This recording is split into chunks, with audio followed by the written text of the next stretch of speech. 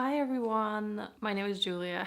Oh my god, I didn't do it for so long. I'm kind of nervous, but anyways, I want to talk about personal curriculum because everybody's talking about personal curriculum and I want to talk about my personal curriculum as well. I've been actually obsessed watching those videos and I'm just very interested in what everybody else is studying. Also, I tried to record this video a few times, but I think it's for the best that I'm actually recording it at the end of my first week. It's September 17th or 18th. So I started my week on September 15th. And I am so excited. It's been honestly awesome so far. I know it will get hard as anything in life, but that's okay. I chose to do that. I think it's an awesome trend, especially seeing how many women participate in that. I think this is amazing. My personal curriculum runs from September to December. Also, this is something that I've been doing before. I just never called it personal curriculum. I used to go on the websites of the universities and just research what kind of classes, lectures they have, what do they offer, and then based on that information I would just research more. It's a fun way to look up new information, look up new terms, new topics. You can also look up the professor because a lot of them have books or websites, portfolios, so it's also another way to research your interest. But I want to talk about my December curriculum. It's so fun. I think I want to study an hour a day, which is extremely doable for me, and I have been doing that, sometimes more, sometimes less. I also hope it will be a way for me to start reading again because since 2023 I have not been reading a lot. I think 2 years ago just dove deep into reading without even realizing what I was reading. I just saw cool things on Instagram. I thought, okay, I have to read that because everybody else is reading it. But no, this is so wrong. Now I have been reading a few books and I've been doing it consciously. So far it works because I also changed my technique of reading. But anyways, I want to study an hour a day, which again, it's very doable. And my curriculum consists of the items that I already have been interested for some time. I just need to push myself more. I need to invest time in that. I need to do certain things. I need to finish projects. So I chose the topics that I have been interested in. And also, just because December will be the end of this curriculum does not mean that all of a sudden I will know everything and I'll be like, okay, now I don't need to study or do or work on those items anymore. No. They will continue because those are truly my passions and interests. Julia from her editing studio, aka living area near the kitchen. I just want to say that it always was my dream that will never come true for various reasons, but because obviously it costs a lot of money, but I always wanted to be a PhD candidate and I always wanted to get a few degrees, bachelor's degrees, and probably my ultimate 2 degrees that I would love to pursue in another lifetime is art history and archaeology/Egyptology. There are extra of other degrees and knowledge that I would love to pursue, and plus I'm very curious by nature. So this personal curriculum is actually, it perfectly fits my personality. That's why I'm so excited. And because my academic desires will never come to fruition again because it takes a lot of time but also a lot of money, so, and I don't think I'm at the stage of my life where I want to change my life so drastically. So I think this is something that is perfect. Personal curriculum, just educating myself in the areas that I was always interested in, such as Egyptology, anthropology, art history. And also, if you noticed, a lot of those things that you're interested in, they all like tie together. One flows from another. So it's not always the truth, but it's not like, those are completely separate topics. Like you can tie Egyptology to witchcraft and spirituality and herbalism, history, fashion history, So yeah, that's just so like fascinating to me. But anyways, back to the main video. Class number 1 is Dorothea Dix Mental Hospital and its history and also history of mental institutions. Obviously, it's a big topic, but I have been researching Dorothea Dix Mental Hospital that is in Raleigh, and it's been really sad, but also there is not a lot of information actually about it because it's just not really archived, or if it is, it's not accessible to regular people like me. I have a few things that I need to do. I need to listen behind the walls of the World Psychiatric Hospitals. It's a podcast with many episodes episodes. It's a lovely lady. I don't think she covers Dorothea Dix Mental Hospital in Raleigh, but she talks about Dorothea Dix, and she talks about other hospitals in other states, and she talks about just the general ways of how the hospitals used to work. So I want to listen to that podcast. I listened to a few episodes. Well, actually I listened to a bunch of episodes, but I will start from the start again. I also need to do a few things such as take photos of the buildings, because actually Dorothea Dix, or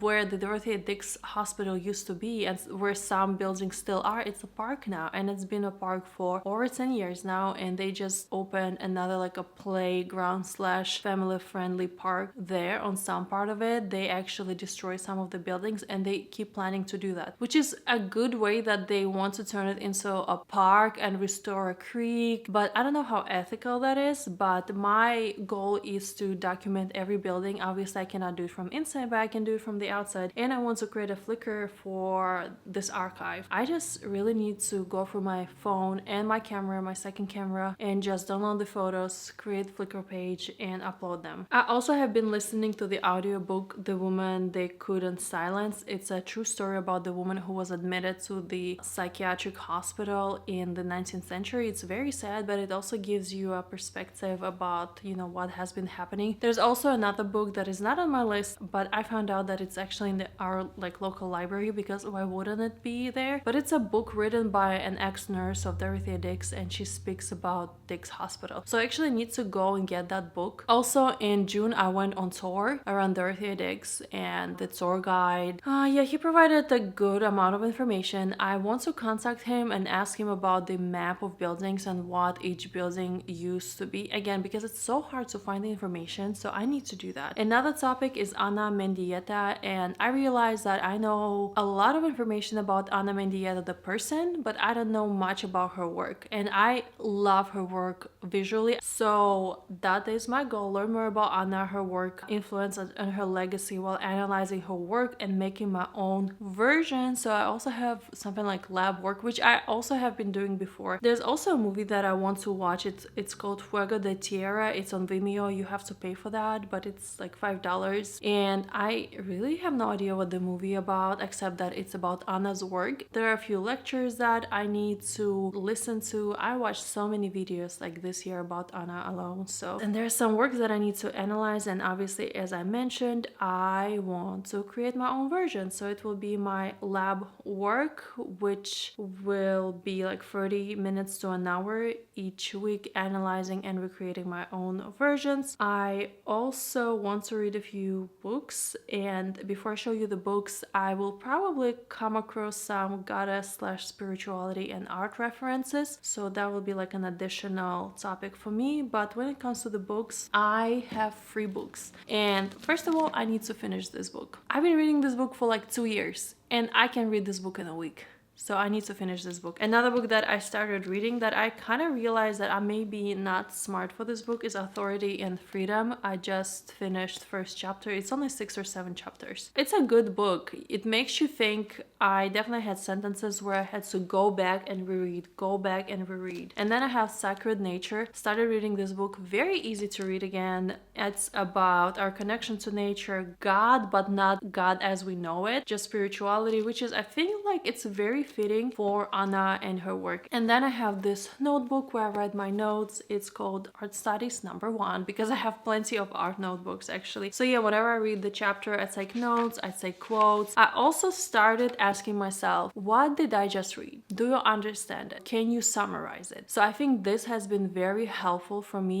I need to be an active reader. It's actually so sad that when I was in school, we were told not to bend pages, not to highlight, not to do anything, not to write in the book. And I so disagree with that. I think if you want to be an active reader who actually understands what you read, you have to do that. And it's so sad, because I think that's what prevented me to really develop my interest in books. Because another thing I realized, I'm a book collector. Yes, you can see all these books. I'm a book collector before I'm a book reader. And I want to change that. I want to be a book reader before I'm a book collector. I always wanted to have a library, but I never actually wanted to read those books in my library. library. It's crazy to say that, but this is what it is. So I am working on that. I want to be a book reader. So yeah, I have been reading those books a little bit, which has been great. And I also record my findings, everything I read. Also, sorry about the light. It's cloudy, then it's sunny, it's cloudy and it's sunny. The next topic is history of witchcraft. Goal is learn basics of witchcraft history, various cultures and their traditions and rituals. I've been interested in the topic of witchcraft since I was a little girl, and I think it's time for me to actually learn a little bit about the history. I'm from Latvia. Latvia is a pagan country, or a country that has pagan roots. I want to dig deeper into my topic of interest and I want to research more. This particular course is based on one book only. It's this. It's a history of magic, witchcraft, and the occult. The thing is, this book has a lot of images and not a lot of text. And I started reading it and I know it will be easy. I just not sure how like scientifically accurate there is. I know there are some courses and other books that talk about history. So after I finish this book, I will probably read something else that is more scientific and research based, because I read a little bit, as I mentioned, in this book, and I have not seen any index or any quotations, so that kind of bothers me, because in this book,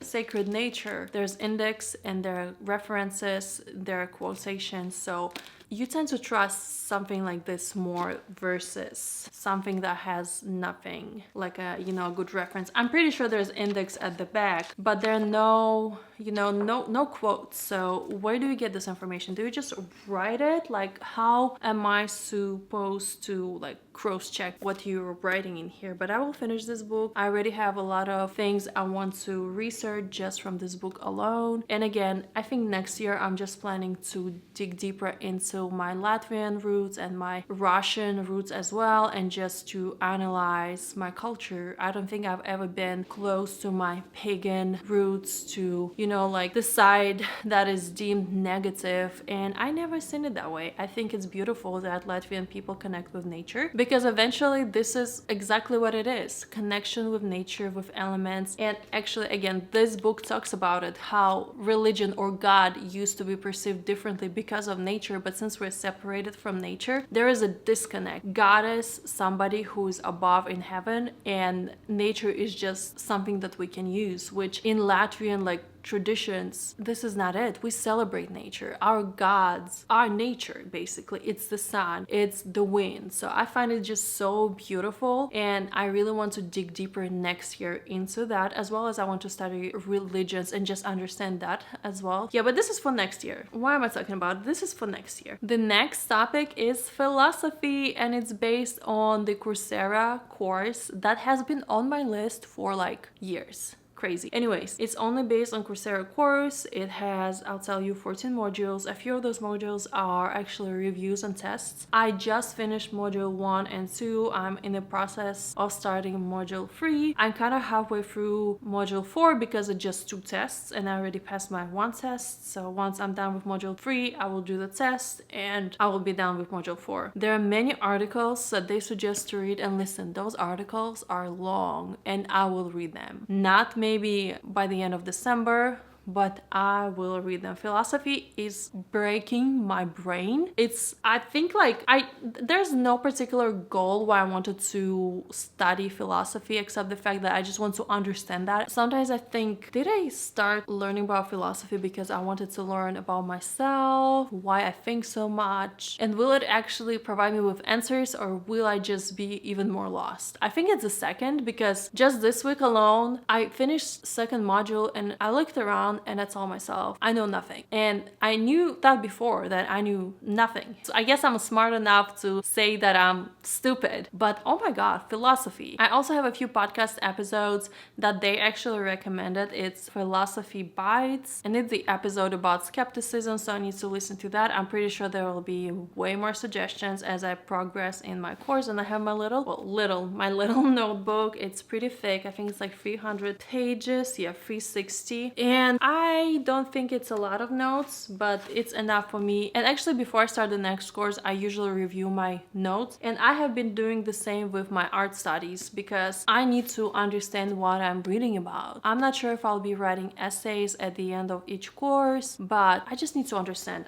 It's for myself, you know, I chose to do that and I want to understand what I'm learning about. Next class, and I think, yes, this is my last class. It's personal archive slash genealogy. So before my dad passed away, he was actually the keeper of our family tree, and I was interested in that too, but he was also into like photos and taking photos of everything, and I am the same way. But after he passed away, I kind of took over our tree. But I also want to learn more about archiving, preserving. I'm a journaler. I love journaling. I journal every day. I have millions of journals, and I want to learn how I can preserve this simple daily life or average regular person. You know, what can I do? So first of all, I have this journal where I want to document stories of my family, my parents, and just, you know, create a family tree. This will be work in progress. I also have my personal little notebook where I write stories from my childhood, and it's been actually very interesting. Another thing I have is obviously to read a few articles. I have been really enjoying reading a few Substacks. I think her name is the 𝗙𝗢𝗟𝗟𝗢𝗪 Archive. I'll leave the link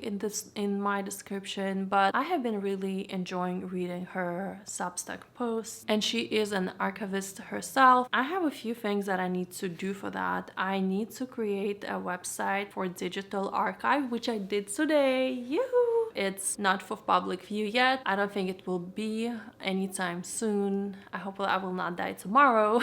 But yeah, it doesn't have much, but I will start slowly building my digital archive. I do archive physically. I also started using slowly Obsidian. I'm not sure what I need it for yet, but yeah, I just want to experiment. I want to try Zettelkasten. I need to sit down and write what kind of stories I want to put in my physical or digital archive. I also want to reflect on why do I journal and why is it important for me to preserve stories. I never actually sat down and asked myself like, hey, why is it important for you to journal every day? I know it is important for me, but why? I also started another little notebook where I'll be basically writing down what I want to remember, what stories I want to put in my digital archive, in my physical archive books, and also what is important to me. Now that, you know, I take videos, photos, I edit them, I started asking myself, is this what I want to remember when I rewatch this video? Is this something I want to remember when I look at this photo? So I think this is actually very important for me to answer those questions, so that it's not just like a photo vomit of everything around me, because not everything has to be remembered. So those are my things. And then I also have this book on my list for archiving, personal archive slash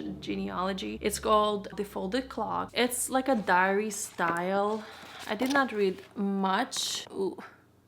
But I read some pages. I'm not sure if I like it because it's not an actual diary. I'm not sure yet about it because I read it and I think to myself, this is not how somebody would write their diary. But also I don't read many diaries of other people, so I don't know how anyone else would write in the diary. This is not how I write in my diary, although I actually improved how I write in my journal every day because I want to archive, I want to preserve things around me, so there should be a system when you do that. So yeah, those are my main courses, and then I have a few additions. Some people call them electives. I started before the summer, I think, or somewhere in the beginning of summer, I started this 8-week course for spiritual healing. I called it Spiritual Retreat. I just need to finish. I stopped at week 6 and I only had to do 2 weeks. And then I stopped and didn't do anything for months. So I just want to review my journal of everything that I have done in those 6 weeks and just return to basically the retreat and finish it. I don't want to start new year without finishing this spiritual retreat. I also found a course on Harvard, Building Personal Resilience, Managing Anxiety and Mental Health. So I may do that. Again, this is not mandatory, but I may do that. Another topic that is of my interest is Aphrodite and Thoth. I don't know how to pronounce his name, but he's a Egyptian god, and I think he is just a perfect god to study for me because he was all about writing, preserving history, education, and knowledge. Such a fascinating figure, but it's also very hard to find anything else besides that. Yeah, he was a god of writing, and he invented writing, and he was a god of knowledge. Is there more? So I'm digging into that because I know there is more. Anyways, and my last elective, which is kind of not elective anymore, it's kind of becoming a main topic, is general writing. I really want to write 2 hours a week, non-diary, and then I set myself a goal to write 1 blog post a week because I have a blog actually, and I stopped kind of writing when my dad passed away. I was very consistent with it, but then my dad passed away and I lost interest in a lot of the things actually. So yes, I want to write a blog post a week, and I set myself a word limit, which is 250 words, which is very doable, very achievable. I also created a plan for myself yesterday. I come up with a topic for each week, which is great. I have not done it for over 2 years, or like almost 2 years. So this is amazing. I already started writing 2 blog posts, which is great. Again, it's just for myself. I actually edited my blog yesterday, deleted a lot of things that I didn't want to have there anymore, that did not represent me like stylistically. I'm actually proud of myself, and I also kind of sat down with myself yesterday asking myself, why do you want to have a blog? Like initially it was an idea to make extra money, but it never worked out that way. So just have fun with it, you know? So that's what I'm planning to do. And maybe in December I will read 1 book about writing. So far that's the plan, but I don't know. This is no pressure, but at the same time, yes, pressure, because I need that pressure. So we'll see how it will work. I'm just so happy with this plan because I think it has been working for me. I'm the type of person who has to romanticize my life, and if I have to call my to-do list or my study list personal curriculum and pretend that I'm, you know, in the dark academia university of life, I'll do that. If I have to play classical music and pretend that I'm somewhere in upstate New York, I will do that if it will help me to finish my to-do list. I need to romanticize my life. I'm a dreamer. I love fantasy. I thrive in that, but I also need to ground myself and be present and realize that this is my reality and I am in charge of my reality. So if I wake up every day and tell myself I will be reading today, it means I have to do action. And something that I realized, it's actually very lonely and painful to be studying by yourself, and everything that I want is on the other side of pushing myself doing things. Like I need to start exercising. Is it hard to push yourself and to start exercising? It is, but my ideal health is on the other side. Doing those things, creating your own life can be painful and hard, but I know the reward is even better than all the pain and loneliness or maybe misunderstandings. And it's amazing to see yet again that so many women participate in this personal curriculum. I honestly wish you all the best. Don't pressure yourself. Just do what you want to do. It's okay to quit or leave something and come back to it. It's totally fine. But yes, let's keep getting smarter together. Let's keep educating ourselves together. I think this is an awesome trend. And tell me more about your personal curriculum. I see you in the next video, maybe, or in my next vlog. Bye!